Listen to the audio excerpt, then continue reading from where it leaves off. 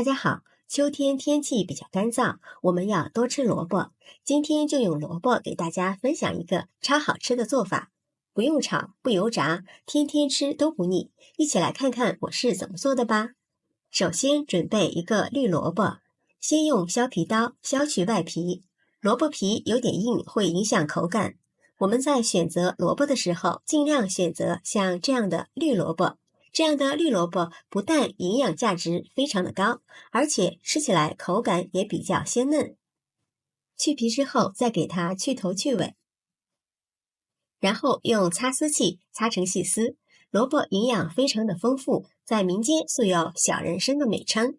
萝卜富含丰富的碳水化合物和多种维生素，其中维生素 C 的含量是梨的8到10倍。全部擦好之后，先放一旁备用。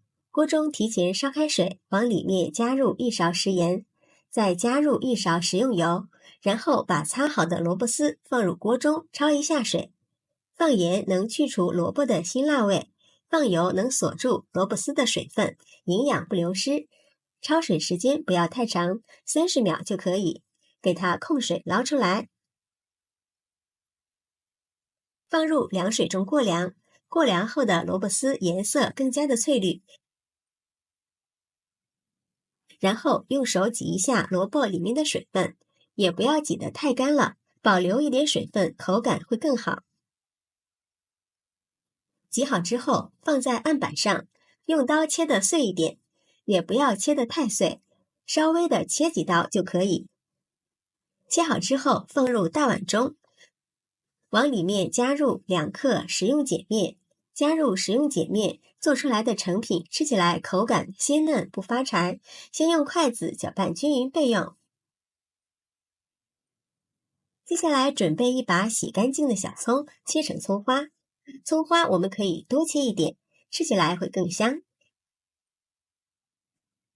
切好之后直接放入萝卜馅里面，往里面加入1勺食盐调一下味，再加入几滴小磨香油增香，用筷子搅拌均匀。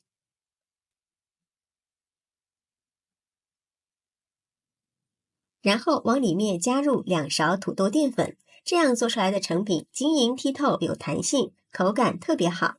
再加入1勺玉米面增加营养，继续搅拌均匀。最后搅拌成像这样根根分明的状态，再下手抓成团。刚开始有点干，抓上一会儿就不干了。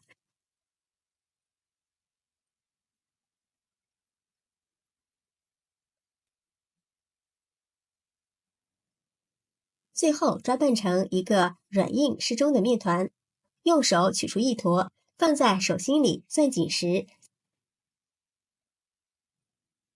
再团圆，然后按扁。